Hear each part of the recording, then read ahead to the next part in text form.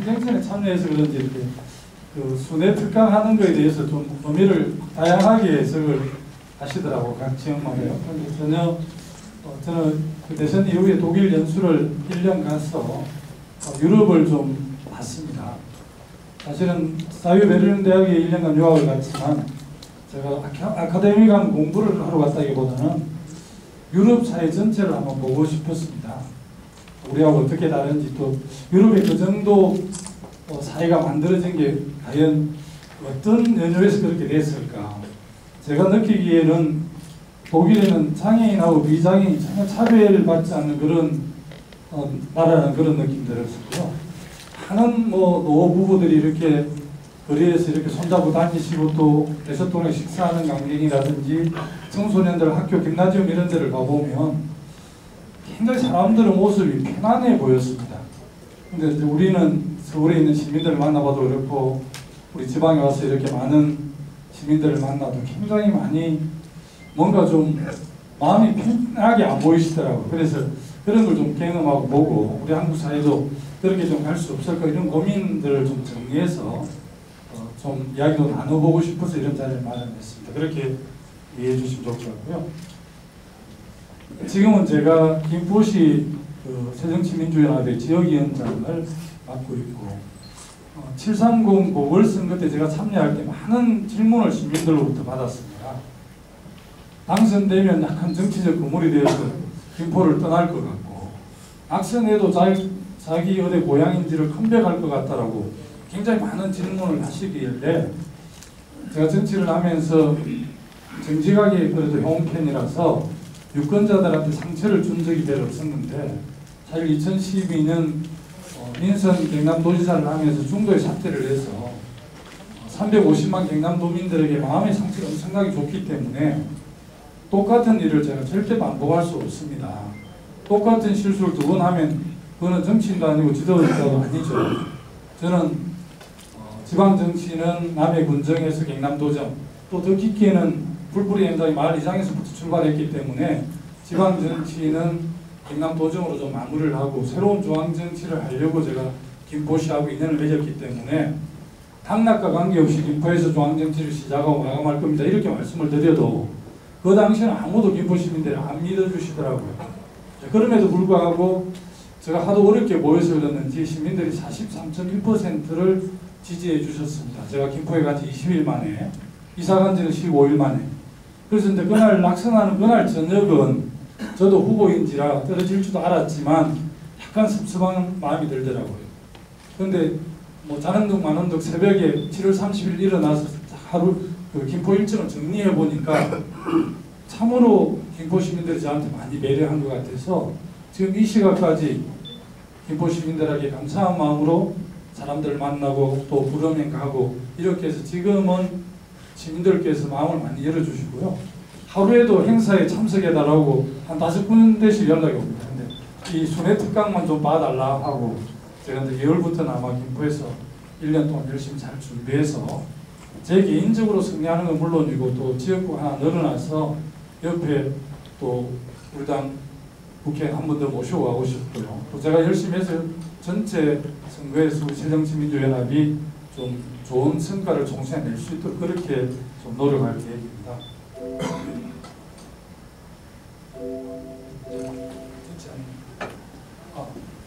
이렇게 12개 도시를 선에 특강할 계획이고요. 굉장히 익숙하신 분들 얼굴이시죠. 근데 제가 오늘 이야기할 주제가 지금 이슈가 되고 있는 계엄 문제 그리고 새누리당과 정부 여당의 국정운영, 박근혜 정부의 국정운영에 대한 여러분들의 평가도 좀 하고요. 우리 당이 28 전당대회를 앞두고 있기 때문에 우리 당은 전당대회 이후에 우리 당이 어떻게 갔으면 좋겠다. 제 개인의 바람과 우리 당원들 입장의 바람도 좀 서로 소통하고 싶고요. 그리고 마지막은 제가 한 3가지 정도 우리 당에 제안하는 내용으로 1시간 안에 마치도록 하겠습니다. 지금 6분의 대통령은 87 체제 이후에 우리 국정을 맡으신 분들입니다. 국정을 맡았을 때 많은 공과가 있잖아요. 우리 최경환 기자님 뒤에 대통령 모셨는데 다 대통령님들의 그 국정 운영 원언을 보면 굉장히 큰 성과와 가오가 동시에 있습니다. 공과 가가 동시에 있는데요. 오늘은 좀 공익주로 말씀을 드리고 싶습니다. 노태우 대통령 국정 운영에 대해서 굉장히 저평가되어 있는데 저는 좀 다르게 봅니다.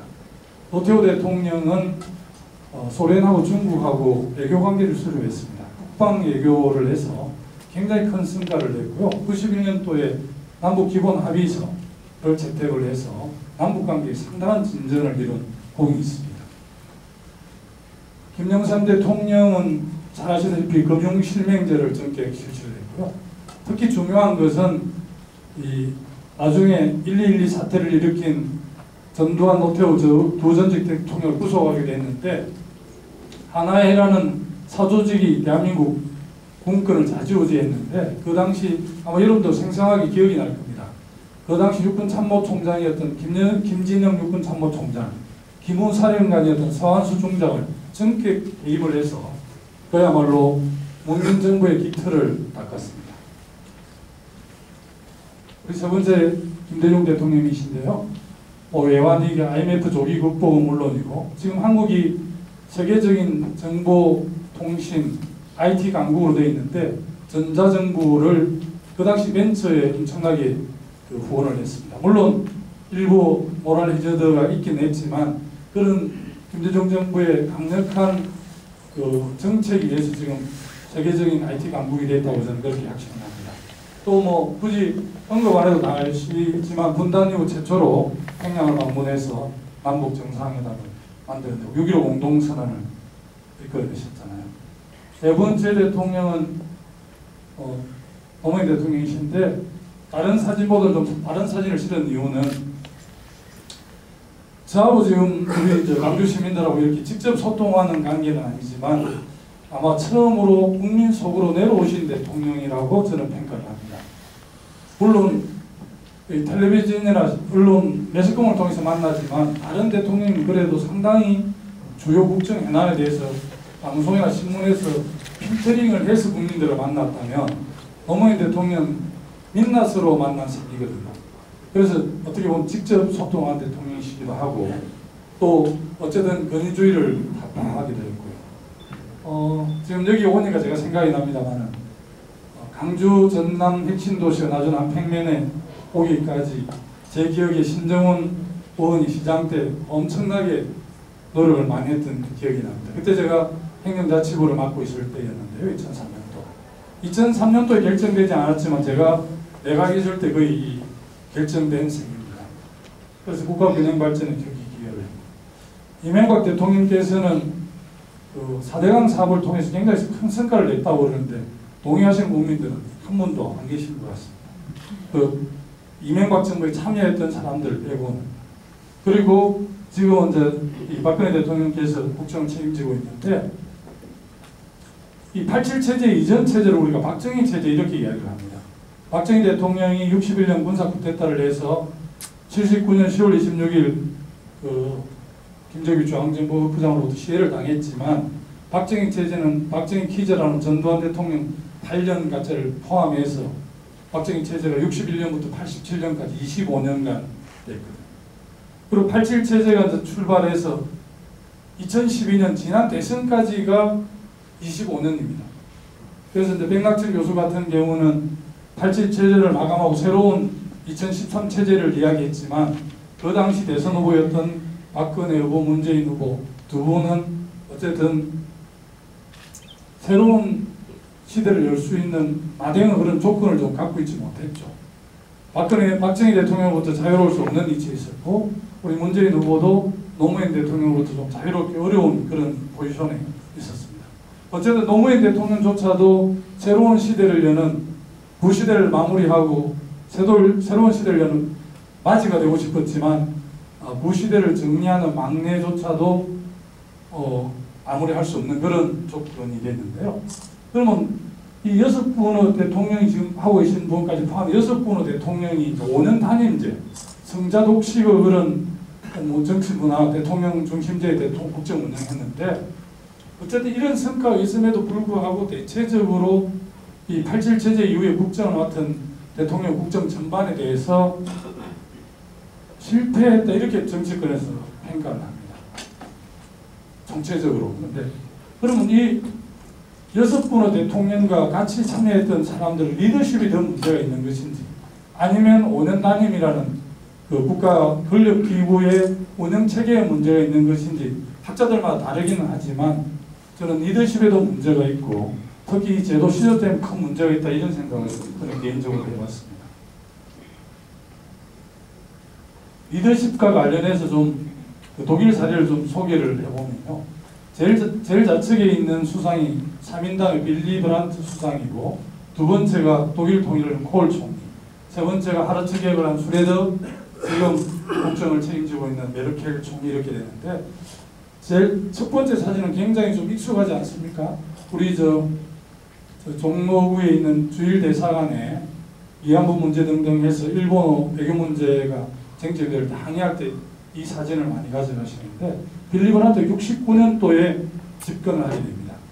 그래서 이제 이분이 한 정책이 바로 유명한 동방정책인데, 누구는 이제 빌리 브란트 동방정책을 김대중 대통령이 롤 모델로 했다고 그러는데 저는 그 견해에 동의하지 않습니다. 이미 71년도에 김대중 대통령께서 4대 강국 보장에 의한 한반도 평화, 지금으로는 북핵 육자회담 이름을 다 미리 내다보셨으니까 두 분이 교류가 있었기 때문에 통일 문제에 대해서 서로 배우고 주고 그렇게 했지 않는가 저는 개인적으로 생각을 합니다.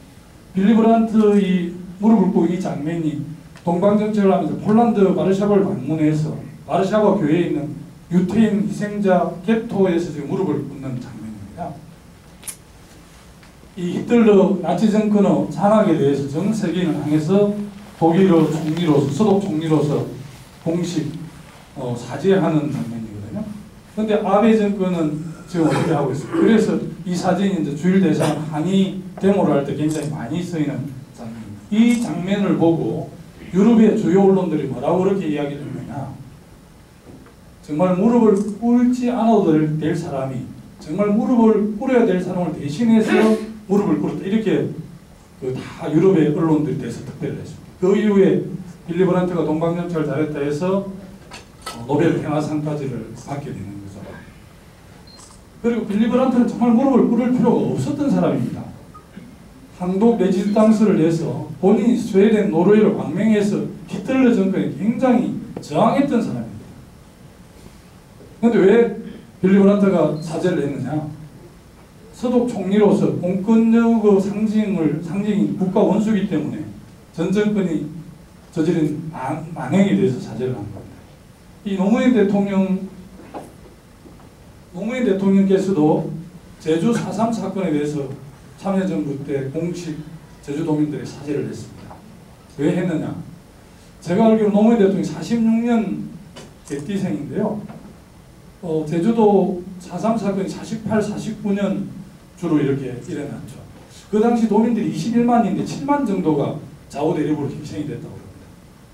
본인이 두세 할 때 일어난 일이니까 개인적으로 제주 4.3하고 아무 관계가 없잖아요. 근데 왜 노무현 대통령이 사죄를 했느냐? 대한민국 국가 공권력을 상징하는 대통령, 국가 원수기 때문에 사죄를 한 겁니다. 저는 잘은 모르지만 적어도 국정을 맡는 사람이라면 빌리 브란트나 노무현 대통령처럼 가슴이 따뜻한 사람, 그리고 국민을 섬길 줄 아는 사람이 국정을 최소한 맡는 게 국민에 대한 예의가 아닌가 저는 그런 생각을 해봤습니다.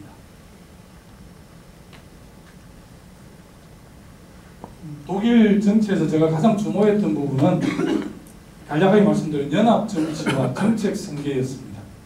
아까 말씀드린 빌리 브란트의 동방정책을 기민당으로 정권이 맡겨서 콜이 이 동방정책은 3인당이 하던 정책인가 잘라버린 게 아니라 빌리 브란트의 동방정책을 승계를 해서 더 내용을 풍부하게 해서 89년 베를린 장벽이 무너져 90년 독일 통일을 이루는 놀라운 정책 승계입니다. 그리고 두 번째는 아까 슈레더 총리가 했던 이 하르츠 계획이라고, 이 슈레더는 3인당인데 3인당의 정권의 기반은 노조입니다. 근데 이제 슈레더가 국민 연금을 좀 더 축소하는 거 하고 해고와 고용을 자유롭게 노동시장 유연성을 해야만이 유럽 위기로부터 독일이 탈출할 수 있다 이런 판단에서 비전 2010이라고 하르츠 계획을 단행하니까 노조원들이 10만 명이 3인당 당사에 가서 배신자라고 데모를 했죠. 그리고 그 다음 해 있는 총선에 당연히 노조가 지지를 철회해버리니까 정권이 메르켈로 넘어갔습니다. 메르켈이 집권하자마자 일성으로 뭐라고 그랬느냐. 우리는 슈레더의 정책에 대해서 존경하고 승계할 거다. 그렇게 그 하르츠 개혁을 통해서 지금의 유럽 위기를 극복하고 EU에서 가장 지금 독일이 잘 나가는 그런 상황이고요. 어쨌든 그런 정책 승계 문화, 우리는 뭐 제가 보니까 구청장 바뀌면 승계 잘 안 하고 시장 바뀌면 잘 안 하고 도지사, 대통령이 바뀌면 잘 안 해요.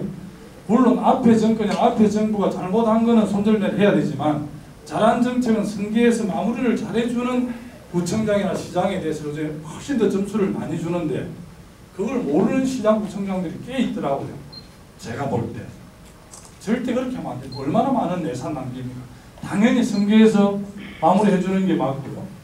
지금 여기 이제 독일 제가 그 연수하고 있을 때 2013년 9월 26일 독일 총선이 있었는데 참 결과가 놀랍게 재미가 있습니다. 이 도표를 보면 대충 지금 좌파당에는 64석, 3인당 193석, 녹색당 63석에서 이 세 당이 야당입니다. 야당인데 이 야당이 얻은 의석이 631석 중에서 320석입니다. 그리고 기민당, 기사당은 발렌주 문행에 있는 데만 국회의원 후보를 냈는데 여기는 이제 이 연합당이기 때문에 기민당이 기사당을 내는 바이에른 뮌헨주에는 한 명도 내지 않습니다. 그러니까 당은 나라지만 사실은 정책이 같기 때문에 기민당, 기사당을 우리 유니온 연합당이라고 부릅니다. 이 당이 311석을 했기 때문에 과반수에 5석이 모자라는 겁니다. 그러니까 자기들이 다수가 아니니까 국정을 맡을 수가 없죠. 그럼 3인당, 녹색당, 좌파당이 한국으로 지금 야권연합을 해서 3인당 당수인 총리후보인 스타인부르기 총리 후보를 하면 되는데 왜 못했느냐. 3인당이 총선을 할 때 제가 현장에 있었습니다만은 3인당 정책이 좀 우경화됐다고 비판을 하고 나간 사람들이 만든 당이 좌파당이거든요. 그러니까 3인당이 우리가 1당이 되더라도 절대 우리 당을 비판하고 나간 좌파당하고 연정 안 하겠다고 국민하고 약속을 했으니까 3인당도 야권연합을 해가지고 내가 구성할 수가 없는 겁니다. 국민과 약속을 했기 때문에.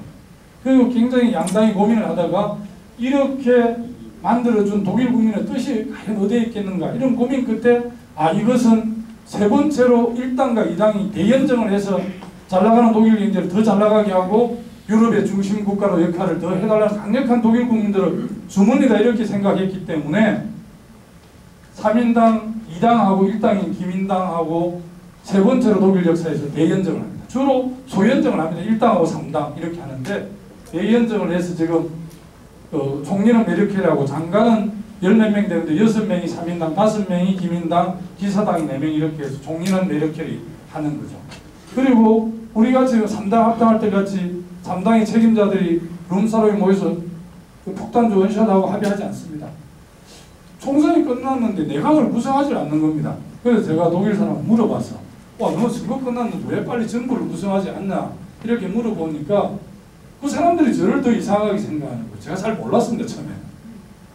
연정하면 모든 크고 작은 정책에 대해서 당수는 당수끼리, 장관급은 장관급끼리, 청년들 당원은 청년당원끼리, 주정부는 주정부끼리 모든 걸 합의를 해가지고 그 수만 페이지 됩니다. 그렇게 해서 그 합의를 내서 정책을 결정해야 되는데 그게 어떻게 하루아침에 우리 3당 합당하듯이 폭탄주 원샷하고 합의하고 이렇게 되는 게 아니거든요. 그러니까 거기에 내각제를 합의했다가 나중에 각설파동하고 내각제 합의했다 안 했다 막 논란이 됐잖아요. 그런데 독일은 그렇게 해서 그 연정을 한 가장 핵심이 3인당은 정책이 뭐냐. 정세를 해서 국제를 강화해야 되기 때문에 세금을 올려야 된다고 주장합니다. 그리고 기민당은 최저임금에 동의를 안 했는데 3인당이 제안한 최저임금을 올리는 걸 기민당이 양보하고 기민당이 주장하는 세금 안 올린다는데 3인당이 또 이 큰 두 개의 틀에 합의를 내서 독일 대연정이 작년에 출발을 했습니다. 그런데 참 부러운 것은 이 극자와 극우를 배제하고 수골동과 뭐 진보 깡패라고 그럽니까? 극자를 우리 한국의 요즘 젊은 농객들이 진보 깡패라고 이야기하더라고요. 저도 그렇게 생각을 합니다. 개혁적 보수와 합리적인 진보가 큰 틀에서 정권이 10년 단위로 왔다 갔다 하면서 국정을 맡는 것이 우리 국민들의 삶의 질을 높이는 데 훨씬 더 기여하지 않을까 저는 개인적으로 그렇게 생각하고요. 선거라는 건 진영 논리로 싸우기 때문에 뭐 강주시장 하는데 한 번밖에 안 나오면 그냥 뽑지만 반드시 경쟁력 있지 않습니까? 대통령 선거에 단독 출마가 되는 데 있겠습니까? 그래서 선거 시기는 저는 양 진영이 대표를 해서 선거를 하지만 문제는 선거 끝난 이후가 더 중요하다고 생각을 합니다. 박근혜 대통령께서 멋진 말을 내가 대통령이 당선됐다고 생각해요. 100%의 대한민국. 우리는 그래도 10대 95 사이를 바로잡아야 되겠다. 1대 99% 사이를 바로잡아야 되겠다. 이렇게 하니까 약간 옹색한 면이 있는데 박근혜 대통령이 그 당시 후보 때 100%의 대한민국을 이야기하더라고요. 그러니까 사람들이 생각 없이 들으면 100%의 대한민국을 하겠다. 국민 통합, 국민 화합을 이루어서 나라를 운영하겠다고 훨씬 더 멋지게 들렸지 않았을까. 물론 저는 함정이었는데 어쨌든 그렇게 생각을 합니다. 이런 연합정치, 경기도에 지금 남경필 지사가 처음으로 지방정부 처음으로 여야 연정을 하고 있습니다. 경기도 의원이 125분인데 80분이 우리 새정치민주연합이고 새누리가 55명인가 되거든요. 지사는 새누리의 남경필인데 저는 남경필 지사의 지방정부 최초의 연정에 대해서 저는 굉장히 개인적으로 주목하고 있고 저는 여야를 떠나서 꼭 성공했으면 좋겠다. 그게 중앙정치까지 좀 영향을 미쳤으면 좋겠다. 그런 생각을 많이 해보고요.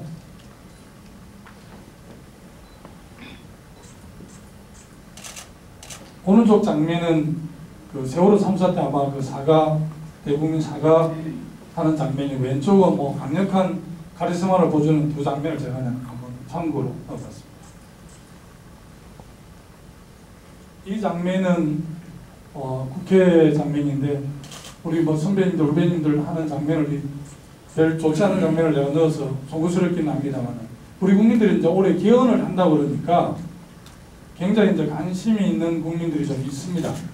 아마 전체 5천만 중에 개헌에 대한 관심은 절반쯤 있다고 보고요. 권력 구조에 관심 있는 분은 우리 5천만 중에 10만 명 정도 된다고 봅니다. 그런데 그 10만 명도 그렇지만 일반 국민들이 대통령 국정 운영에 대해서 굉장히 비판하면서 성자독 제왕적 대통령제를 고쳐야 된다 이렇게 주장하잖아요. 그러면서 이 국회에서 제왕적 대통령제를 바꾸는 권력 구조 중에서 이제 분권형 대통령제 이런 걸 내각제 이렇게 이야기하니까 우리 국민들이 더 열받아 하시는 것 같더라고요. 대통령은 국정 운영에 대해서 굉장히 실망했지만 정치권 국회는 뭘 잘하겠다고 권한을 가져갈 거니라 더 열을 받아요. 근데 저는 결론적으로 말씀드리면 개헌은 저는 분권형으로 해야 된다고 생각합니다. 대통령과 국회가 갖고 있는 중앙의 권력을 시도로 강력하게 이양을 해야 되고요. 시도가 갖고 있는 권력은 시군구로, 시군구가 갖고 있는 권력이 있다면 저는 주민자치위원회로 이렇게 강력하게 해양식 분권형 개헌으로 가야 된다는 말씀을 드리고 싶고요. 우리 국민들은 오히려 권력구조 이런 데 대해 관심이라기보다는 시장의 불공정성이라든지 사법정의가 실현되지 않는 문제, 인권 문제, 민생 문제 이런 게 훨씬 더 국민들은 관심이 있어 할 겁니다. 그래서 적어도 이제 새로운 개헌을 하게 되면 저는 향후 50년, 길게는 100년 대한민국을 운영하는 국가 운영, 최고 운영 체계를 바꾸는 게 개헌이기 때문에 저는 2015년 올해가 개헌을 굉장히 폭넓게 그리고 깊이 있게 논의할 수 있는 시간이다. 최근 이제 박근혜 대통령께서 연두 기자회견에서 올해는 경제에 올인할 시간이기 때문에 절대 개헌하면 안 됐다 이렇게 못 박았는데 저는 국정을 책임지고 있는 대통령으로 매우 무책임한 주장이라고 생각합니다. 대통령과 총리실, 내각, 수석 이런 쪽은 민생 경제를 살릴 수 있도록 경제에 올인하고 나는 또 정부에서 일부, 정부, 국회, 언론, 시민사회 뭐 이런 학계 이런 데가 광범위하게 개헌 추진 국민기구를 만들어서 저는 올해 반드시 개헌을 정말 폭넓게 깊이 있게 논의해야 한다. 이미 87 체제 87헌법이 우리 시대 흐름에 맞지 않다는 걸 다 국민들이 동의하시지 않습니까? 저는 그렇게 가야 된다고 주장하고 싶고요.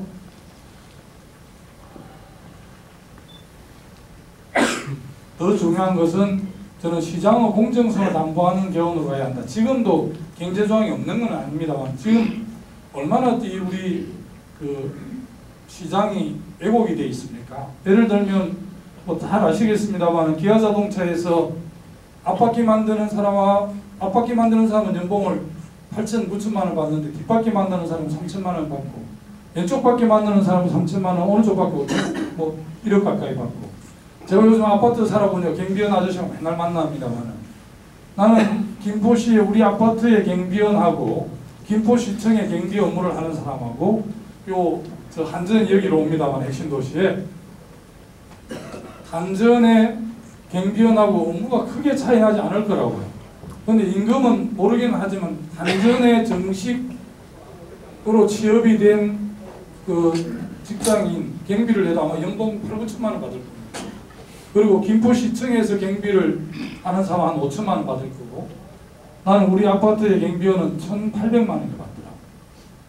근데 동일한 노동을 제공하고 어떻게 보면 자동차 같은 동일 라인에서 왼쪽에 라인이 있고 오른쪽 라인이 있다 해서 9천만 원을 받고 5천만 원 받는 3천만 원을 받는 이런 불공정한 사회 시장 왜곡을 갖고 어떻게 좋은 나라를 만들 수 있겠습니까? 저는 이걸 바로잡을 수 있는 역할을 하는 건 국가와 정부 역할이다. 감히 그런 생각을 해봤습니다.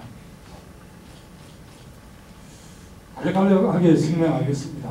이건 박근혜 대통령 연두 신년 기자회견인데요. 12일에 2014년하고 15년하고 뭐가 다르냐고 누가 물어보니까 저 옷 색깔만 다르고 다른 게 없다라고 그럽니다. 제가 이제 그래도 오래간만에 동지들 선배님들 만나보니까 자료를 찾아가지고 보니까요 참 묘하게도 김대중 대통령이 5년 동안 기자회견을 150회 노무현 대통령이 150회 했다. 이명박 대통령은 5년 동안 20일을 하고 박근혜 대통령은 엊그제까지를 포함해서 4회를 했어요. 지금 이제 3년차 시작이 되는데 정말 얼마나 국민과 소통하지 않는지를 이 도표가 말씀해주고 계시고요. 오른쪽 만평은 언론을 감시하는 미디어 오늘에 실린 만평을 제가 하나하나 복사를 해봤습니다. 제가 굳이 설명드리지 않아도 여러분들이 잘 이해하실 거라고 보고요. 소통과 관련해서 하나 소개를 하면 여기 계신 분들 중에서 세종어 리더십을 공부하시거나 이렇게 보신 분들 또 특강을 들으신 분이 계실 건데요. 태종 이방원이 아들 세종에게 왕위를 물려줍니다. 처음에 물려주지는 않았고요.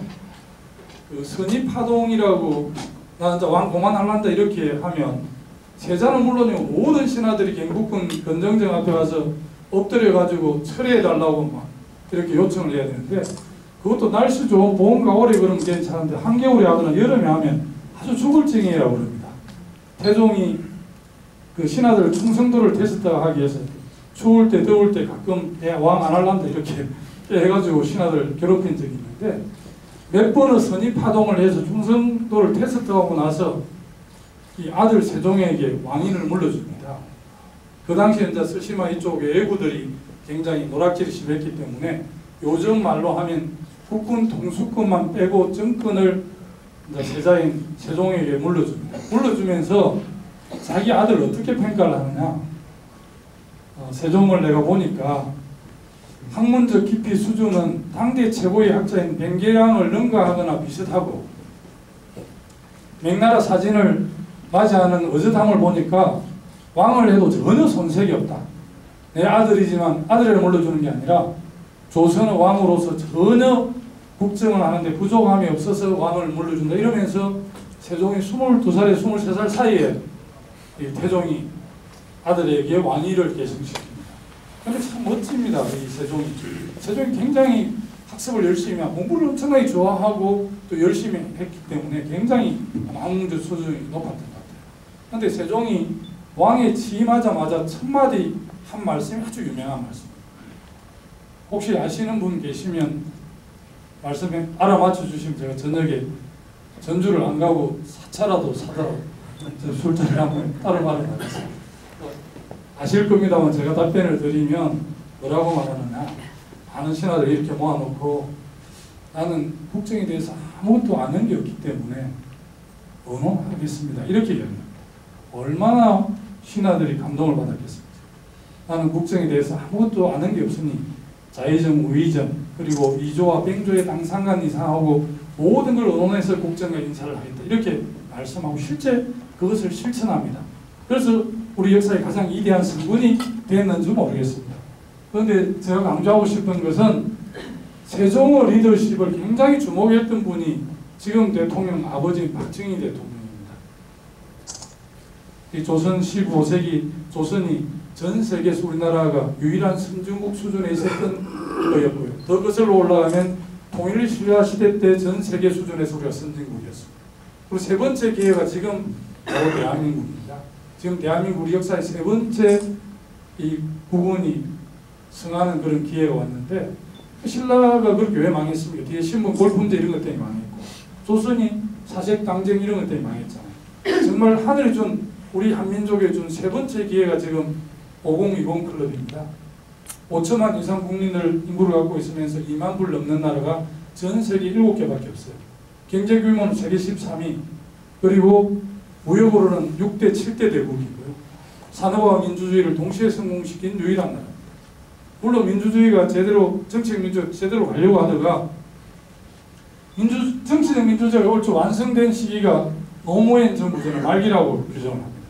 그래서 기대를 안 했지만 이제 이명박 정부의 과제는 정치적 민주주의를 뛰어넘는 사회경제적 민주주의로 가는 역할을 하는 게 이명박 정부 시대적 과제인데, 5년 동안 정치적 민주주의를 20년 후퇴시켜버리는 제약을 저질렀습니다. 지금 박근혜 정부도 결코 민주주의를 완성으로 가는, 정치적 민주주의조차 완성으로 가는 게 아니라 얼마나 역류하는 모습을 보여줍니까? 안타까운 일이죠. 박근혜 정부의 국정 운영에 대해서는 3년 정도가 남아있으니 한번 기대를 해보죠. 잘하면 응원해야 되겠죠. 잘 못하면 우리가 제대로 좀 해야 되는데, 제대로 하려다 보니까 이렇게 사진을 보시게 됐습니다. 앞에 세 분은 지금 이 8전당대회에서 새정치민주연합의 당대표에 출마하신 분이고요. 뒤에 8분은 최고위원회에 출마하신 분입니다. 걱정이 저보다 더 많으실 건데요. 저는 당이 무슨 중요한 시기에 변화를 합니다. 그냥 평상시에 당이 그냥 혁신하고 변화하는 게 아니라 보통 당이 변화하는 시기가 딱 두 번인데, 하나는 전당대회입니다. 근데 모든 언론이 이제 당대표가 누가 될 거냐, 최고위원 누가 될 거냐, 이에 초점이 맞춰져 있는데, 사실은 전당대회는 우리 새정치민주연합이 어떤 정책으로, 어떤 정책적 기조를 가지고 국정에 임하겠다, 우리가 여당이 됐을 때 지금 야당의 입장에서 어떻게 하겠다는 정책의 기조를 결정하는 게 전당대회인데, 굉장히 전당대회가 왜곡이 되어 있습니다. 저도 뭐 참여를 몇 번 해봤지만 그래서 그런지 모르겠는데, 제가 염려를 했는데 오늘 아침에 김포집에서 나오면서 뭐 문자 공을 보니까 우리 당의 시도당 위원장, 뭐 당의 중진들을 모아서 이번 전당대회 몇 가지 당헌 당규에 대해서 인원을 하겠다고 이제 처음 모으더라고요. 처음 모으 깊이는 논의가 될지 모르지만, 예를 들면 지금 정세는 어떻게 할 것인지, 또 뭐 이렇게 연말정 세금 문제든 아니면 주요 뭐 성장 동력을 어떻게 만들어내는, 이런 우리 당의 중요한 정책 결정, 공무원 연금에 대해서 어떻게 하는, 이런 정책 결정을 하는 게 전당대회고, 그 우수에서 이렇게 지도부를 뽑는 게 전당대회인데, 어쨌든 약한 얘기 좀 왜곡 현상이 일어났는데, 어쨌든 그럼에도 불구하고 전당대회에서 뽑힌 대표와 지도부가 내년 총선 승리도 담보해내야 하고, 이 정부에 어떻게 더 국정을 맡기겠습니까? 우리가 정말 제대로 준비를 해서 2017년에 국정을 되찾아와서 그래도 국민을 섬기면서 국민들 좀 눈물을 닦아주는 그런 따뜻한 정부가 돼야 되겠죠. 그래서 이번 전당대회에서 어쨌든 우리 당을 혁신하고 변화할 수 있는 지도부를 선택해야 하고요. 근데 이 뽑힌 지도부가 할 일이긴 하지만 또 한 번 우리 당이 변화할 수 있는 기회가 있는데, 그게 바로 내년 총선 때 공천입니다. 이 쭉 자료를 찾아보니까요, 우리 민주당, 새정치민주연합이 야당이라서 그런지 모르겠는데 총선 때 공천 물갈이 5%, 7%밖에 안 돼요. 근데 놀랍게도 보수정당이라고 하는 새누리당은 공천을 25%좀 물갈이를 해요. 4명 중에 1명은 기존 국회의원 떨어뜨리는 겁니다. 물론 기존 국회의원 공천 안 주는 게 공천 핵심 행명은 아니지만, 국민들이 느낄 때 워낙 많이 하고 오래 하고 이 물갈이를 해야 될 대상을 가만히 잘라내고 새로운 전문가나 젊은 피를 수혜를 해야 국민들 보기에 저 당이 뭐 정신을 차렸구나, 변화하려고 하고 이렇게 되는 거거든요. 그래서 우리 당이 정강 주요 정책에 대해서 제대로 전당대회에서 기조를 결정하는 문제, 그리고 내년 이 새로운 지도부가 정말 제대로 공천을 해서 국민들에게 수권 정당의 면모를 보여줄 때만 저는 굉장히 의미가 있다고 보고요. 그와 관련해서 사실 올해 2015년은 유일하게 총선, 대선, 지선이 없는 해인데 또 통진당 해산에 따른 국회 원내 의석 개헌 때문에 3군데 하잖아요. 또 우리 강주에 한 군데를 하게 됩니다. 그래서 굉장히 언론에서 성남이나 관악구도 주목을 하겠지만 우리 새정치민주연합의 향후 진로와 관련해서 아마 강주에 있는 보궐선거가 굉장히 주목을 받을 거고 지금도 굉장히 지금 핫 이슈가 되어 있잖아요. 이럴 때 이제 우리 새정치민주연합이 우리 전남, 광주, 호남의 민심을 나는 잃었다고 보는데 우리가 다시 한번 우리 호남 대중들의 그런 관심과 성원을 받을 수 있는 계기가 저는 이번 4월 보선이 아닌가 그렇게 생각이 들어서 저도 뭐 걱정도 하고 같이 염려도 하고 있습니다. 새정치민주연합에 대해서 새누리의 국정 운영에 대해서는 국민들이 실망하고 계시잖아요. 그럼 새정치의 제1야당으로서 어떤 역할을 어느 정도 평가를 해주느냐. 제가 알기로는 아예 그냥 기대를 안 한 절망을 한다고 그러더라고요. 정동영 의장께서 이제 우리 당이 중산층과 서민을 위한 정당이 아니라 중상층, 재벌을 옹호하는 역할을 너무 많이 한다고 탈당하시가 새로운 모습을 하고 계시는데 저는 정동영 의장님의 그 탈당에 동의하지 않지만 당 대선 후보와 당 의장을 2분이나 하시는 분이 오죽하면 우리 당을 탈당했을까? 이건 우리가 한번 돌아볼 점이다. 저는 그렇게 생각을 합니다. 제가 이제 독일 갔다 오고 2년 한 8개월 동안 참 지연제가 많아서 그냥 조용히 좀 돌아보면서 지냈습니다. 그런데 어쨌든 당신도 그래도 영남 어려운 지역에서 새정치민주연합의 민주당 대선 후보도 했던 사람이고 도지사도 했던 사람인데 지연제는 맞지만 반성하면서 당이 제대로 혁신하는데 역할을 해달라 이런 요청을 많이 하더라고요. 그래서 제가 2014년을 마무리하면서 2015년은 김포에서 열심히 하면서 우리 당이 그래도 좀 혁신하고 변하는데 역할을 해보겠다 이런 각오를 다진다는 의미에서 제가 옛날에 2006년 열린우리당 최고위원 2.18 전당대회 때 제가 하도 최고위원을 해서 좀 당을 혁신해보고 싶어서 절박했는지 자연스럽게 연설을 하는데 십자가 연설을 하게 됐습니다. 가운데 사진인데. 그래서 그 현장에서 저한테 표를 많이 주셨대요. 그래서 제가 정동영 의장, 김건태 의장 제가 3위를 했는데 곧 경남도지사에 차출되는 바람에 최고위원으로서는 2달밖에 못했습니다. 그랬는데 제가 좀 선천적으로 순하게 태어나오지 강력한 사진을 실어놔도 별 강력한 것 같지 않지? 어떻습니까? 하여튼 올해는 우리 당 전당대회에서 새로 뽑힌 대표와 최고위원들이 잘하면 엄청 응원할 것이고 제대로 국민의 기대에 안 어긋나면 그냥 맨땅에 헤딩하면서 강력하게 좀 여러분들 힘을 합쳐서 우리 당이 혁신하고 변화하는데 제가 앞장을 서겠다 그런 각오로 이 사진을 실은 이 대목에서 박수 한번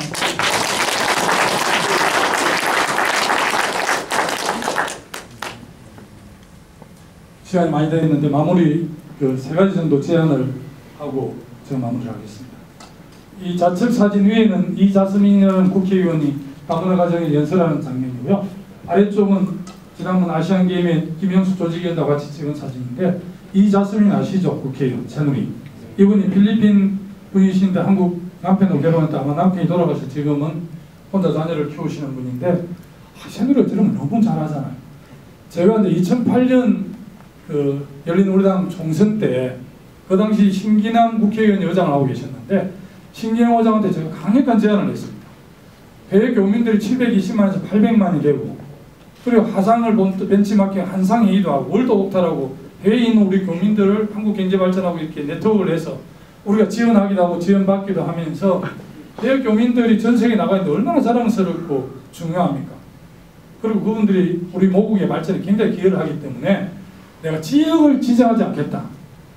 재미교포든 제일교포든 제중교포든 유럽교포든 한 명을 반드시 열린우리당에서 비례대표 공천을 줘야만이 720만 800만 재교민들이 우리 열린우리당을 더 주목하고 앞으로 우리가 해외 인적 네트워크, 자원 네트워크를 우리가 잘 활용할 수 있을 것이다. 이런 제안을 제가 강력하게 신기남 의장한테 했습니다. 그래 신기남 의장이 김장관 정말 좋은 제안이요. 내가 꼭 그 한번 실현돼 보겠습니다. 이렇게 이야기를 했는데 2008년에 전혀 못했어요. 근데 2012년에도 우리 당이 4월 총선에서 일당 국민들 시켜줄라 했는데 공천 엉망으로 하고 등등 해서 이 당이 내버렸잖아요. 그게 결코 정권을 우리가 찾아오지 못한 그 모티브가 제공이 된 거죠. 2012년에 이자스민 씨를 새누리가 공천을 해버리니까 그래도 우리 당이 훨씬 새누리에 비해서는 이주민 노동자나 사회적 약자나 다문화 가정에서 정책을 앞서갔는데 불구하고 표는 전부 다 새누리를 가버렸어요. 이런 게 아주 작은 거지만 이런 걸 잘해야 됩니다. 당에서. 이걸 잘 못하면 어떻게 되겠어요.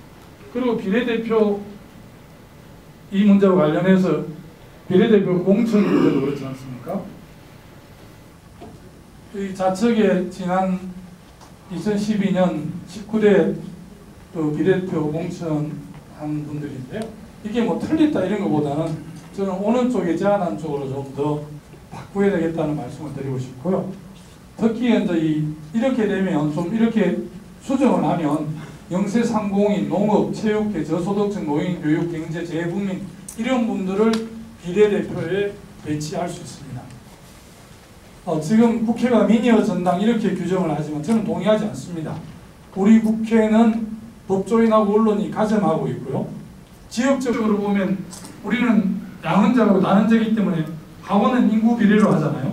그래서 지금 수도권이 2,500만이기 때문에 국회의원 300명 중에 절반이 지역구의 246명, 절반이 수도권 주민을 대표하는 국회의원들입니다. 물론 전체 국민을 동시 대표성을 갖고 있지만 그렇습니다. 수적으로도 비수도권이 훨씬 작을 뿐더러 54명의 비례대표 중에서 강주 전남 지역을 대표하는 비례대표 누가 갔는지 잘 모르겠어요. 기억이 안 나요. 부산 경남을 배재정이라는 부산일보 기자 한 명가 있고 대구 경북의 홍일학이라는 분이 한 명가 있어요. 그럼 54명 중에서 지역을 대표하는 비례대표가 4명이 안 됩니다. 50명은 다 속된 말로 서울에서 잘 나가는 사람들이 국회의원을 해요. 그러면 지금 이 수도권과 비수도권 차별력을 누가 시정하나? 그래도 국회에서 입법하고 법을 만드는데 그런 측면도 그러고요. 우리 행정부가 엄청 큽니다. 아까 5020 클럽 7대 무역대국 13여 경제규모 예산 375조 이 막대한 행정부를 국회의원 300명이 견제를 못합니다. 제가 볼 때는. 그래서 두 번째 제안이 국회의원 숫자를 늘린다고 주장하면 아마 국민들이 김동완이 빠마대를 때리러 올 거예요. 이 설명을 듣지 않으면. 하도 국회의원이 효율성이 없는데 300명과 아깝게 200명으로 줄이라고 그렇게 하잖아요. 그런데 이제 새정치를 포방했던 안철수 의원께서 이 국회의원 숫자 줄이는 문제를 정치학자들한테 자문을 받았던데 줄인다는 것 때문에 굉장히 논란이 되어 있는데 저는 국회의원들이 잘못하면 우리 국민들이 욕을 하잖아요. 욕을 하고 죽이려면 살리려면 그냥 무용론 폐지론을 이야기하는데 저는 국회의원들이 더 일을 잘할 수 있도록 칼과 이런 무기를 쥐어줘야 된다고 생각합니다. 장갑도 끼워주고. 그래서 하도 이제 400명을 늘리면 말이 되냐 일도 안 하는 국회의원 늘리냐 이렇게 오해를 하셔서 제가 좀 머리를 쓴 게 지금 300명이 국회의원 세비를 얼마 받고 있냐면 국회의원 1인당 1억 3,800을 받고 있고 인턴 2명을 포함해서 보좌관 9명이 3억 6,800을 받습니다. 그런데 300명 지금 나가는 총액 임금에서 주면 국회의원 세비는 한 9천만 원으로 줄어들 거예요. 주양대 교사님 살이 힘들어지겠어요? 줄어들면. 보좌관도 줄어드는데 그러면 국회의원들이 야 우리 너무 힘들고 힘들다 이렇게 반론을 제기할지 모르지만 국회의원보다 힘든 우리 국민들 훨씬 더 많기 때문에 정말 줄여야 되고 대신 이 비례대표를 200명 정도 해서 정말 소수 그 소외 계층을 대표하는 직능이나 이익단체 이런 걸 대표하는 사람들이 국회에 가서 자기 목표를 내줘야만이 국회가 진정한 미니어 정당이 되고 갈등지수 세계 2인 대한민국을 통합과 화합의 나라를 만들 수 있다고 생각합니다. 그리고 국민을 대표하는 사람들이 많아지는 게 정치가 훨씬 좋아지는 겁니다. 지금 우리 국회의원들한테 오해를 하고 있기 때문에 국회의원 숫자 1명 늘리는데 모든 언론이 그냥 명단 폭기를 해야 되잖아요. 저는 좀 다르게 생각합니다. 그래서 저는 우리 당 대표나 최고위원들 지도부가 물론 여야 협상을 해야 될 일이지만 선거구 2대1로 헌재에서 3대1 불합치 판정도 나오고 전면 손질을 해야 되거든요. 전국 62군데 국회의원 선거 손질을 해야 되니까 아마 전체가 해야 될 거예요. 그런 시기에 지역구를 200명, 비례를 200명에서 이 비례는 정당 명부식으로 해서 득표원 반영, 지지의 그 민심의 반영이 그대로 국회 의석수에 반영되는 독일식으로 가야 된다고 생각하고요. 재작년 독일에 있을 때 남경필 지사가 하는 게 국가발전 연구 모델 모임, 독일 모델을 연구하는 모임에 새누리 국회가 80명, 우리 원혜영 국회의원이 하는 핵심과 정의나라 연구 모임, 독일 모델 연구 모임에 심상정 노회찬 정의당까지 포함해서 한 90명이 포함되어 있어요. 우리나라 국회의원 300명 중에 200명이 독일 모델을 채택해야 된다고 독일은 다 이야기합니다. 김포공항에 내리자마자 다 까먹어요. 인천국제공항 내리자마자. 정말 폐합니다. 왜 안 하느냐? 우리 새정치민주연합 고백하면 지금 남순다수 대표제 소선거제로 하면 그냥 앉아서 130석, 120석 하는 이렇게 좋은 당이 이런 좋은 제도가 어디에 있습니까? 새누리 총선만 그냥 140석, 130석 그냥 먹는데 여야가 그냥 적대적 공존을 하면서 마구 해먹는 이 좋은 기득권을 어떻게 놓칩니까? 안 하는 거 반드시 해야 합니다. 그렇지 않으면 우리 정치권이 그냥 도매급으로 당하게 돼 있어요. 저는 스스로를 빼앗는 핵심을 해야 된다고 생각합니다. 반드시. 마지막인데요. 저는 좀 우리 정치가 이제 예측 가능한 정치가 됐으면 좋겠어요. 대통령을 덜렁 뽑아 놓으면 대통령 외교 정책이 어쩔지, 사회경제 정책이 어찌 될지 아무도 모르잖아요. 누구를 기용해서 할지는 모르잖아요. 그럼 적어도 대통령이 이제 내가 대통령에 당선되면 국방부 장관은 누구, 외교부 장관은 누구, 통일부는 누구, 청와대 안보부 장관은 누구, 국방부 장관은 누구, MSC 사무총장 처장은 이런 사람으로 구성을 해서 대중국, 대러시아, 미국, 일본 외교를 하겠다. 이걸 고백해야 된다고 생각합니다. 그러면 경제부총리는 누구 하고, 사회정책 수석은 누구 하고, 경제보좌관 누구를 해서 소위 경제정책은 어떻게 하겠다. 이런 예측 가능한 정치를 해야 이게 국민들이 그 대통령 후보와 그 팀원들을 믿고 저는 정치를 선택해야 된다고 생각하거든요. 지금처럼 하면 정말 뭐 될 때 약속하고 된 이후에 전혀 다르잖아요. 지금 이거는 뭐 영국의 섀도우 캐비넷을 좀 제가 자료를 뽑아보니까 영국 아다시피 노동당 보수당이 계속 번갈아 가면서 국정을 책임집니다. 그럼 야당 때 이제 예비내각을 발표를 하죠. 여기 보니까 노동당이 집권을 하면 교통부 장관은 메리크리 국회의원이하고 예비장관이겠죠. 대변인 이런 사람. 우리 당도 우리 당 후보도 그렇게 해야 되겠지만 여야가 공이 그리고 예측 가능한 정치를 그 팀워크를 대통령 박근혜 후보를 보고 선택하는 게 아니라 박근혜 후보가 같이 정치를 국정을 책임질 그 팀워크를 보고 선택을 하면 되는. 우리는 당하고 대통령 후보 따로 노니까 좀 잘 안 됩니다. 미국이나 독일 이런 데만 해도 그냥 당을 보고 선택하고 당의 싱크탱크에 했던 주요 전문가들 다 내각에 가서 국정하고 지면 다 철수하고. 워싱턴에서 대통령 바뀌면 7만 명의 이삿짐 날고 들고 하잖아요. 공화당이 집권하면 공화당 싱크탱크 모든 사람들이 연방정부에 들어갑니다. 그리고 자기들이 지면 모두 철수하죠. 우리는 그렇게 안 돼 있고 뭐 대통령 개인적으로 비선 실세들이 공천하고 검증도 안 하고 민정수석 검증하고 있는데 인사는 발표하고 이런 식으로 하잖아요. 이게 예측 가능하지도 않고 정말 걱정이죠. 저는 그래서 이런 세 가지 정도를 뭐 애람되지만 제가 제안을 해본 거고요. 사실 이렇게 만나러 오고 싶은데 아무런 내용 없이 올 수가 없어서 제가 이렇게 그냥 독일에 한 1년 정도 현장을 본 걸 독일 이야기를 하면 뭐 맨날 며칠 할 수 있습니다. 제가 하도 현장을 많이 다니고 그냥 핵심적인 정책 승계 문제, 연합 정치 뭐 이런 정도를 정리를 했고요. 저는 이제 지금도 며칠 전에 이제 창원에 가서 특강을 하니까 다시 뭐 경남에 와야 되는 게 이런 이야기를 많이 염려해서 해주신 분이 많았지만 김포 시민들에게 경남도민들처럼 또 한 번은 마음의 상처를 줄 수 없어서 일단 김포에 당선된 이유는 제 뭐 정치적으로 저를 키워줬다 할까 배려해준 경남에 대해서 자주 방문하겠지만 저는 뭐 고백하면 내년 총선에서는 김포에서 꼭 출마를 해서 역할을 하고 싶고요. 또 뭐 지역에서 뽑히지만 국회의원은 지역 대표성보다 국민 전체 대표성이 더 강하잖아요. 그렇게 역할을 할 생각이고 정말 우리 당이 지금 어려운 입장이 있는데 아마 여기 계신 분들은 우리 당에 대해서 실망도 하시고 너무 많은 내정이 있으니까 하실 건데요. 우리 새정치민주연합이 중도 개혁정당으로서의 제도로 역할을 할 수 있도록 우리 어르신들께서 또 여러 당원들께서 꼭 좀 도와주시고 함께해 주셨으면 좋겠고요.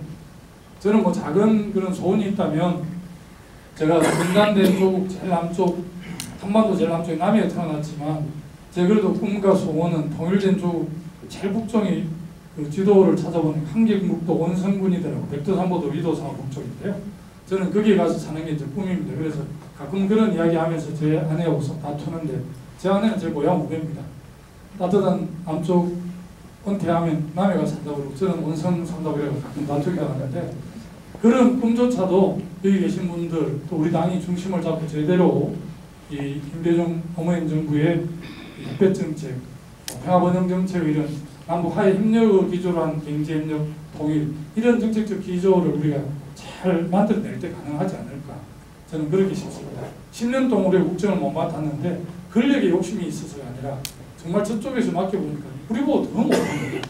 우리가 이제 10년의 그런 경험을 기초로 완성해서 내년 총선 또 2년 후에 대선에서 우리가 꼭 승리할 수 있도록 우리 당의 근간이 여기 아닙니까? 김대중 대통령께서 무호남 무국가, 양무호남 시무국가 이렇게 말씀하셨고 역사가 고비고비마다 우리 강주 전남 호남에 이런 국민들께서 들고 일어나셨는데 지금은 뭐 우리 당을 그냥 변화시켜 주셔야 될 거라고 생각합니다. 두서없는 이야기 경청해 주셔서 감사하고요. 서로 오시면 연락 주십시오.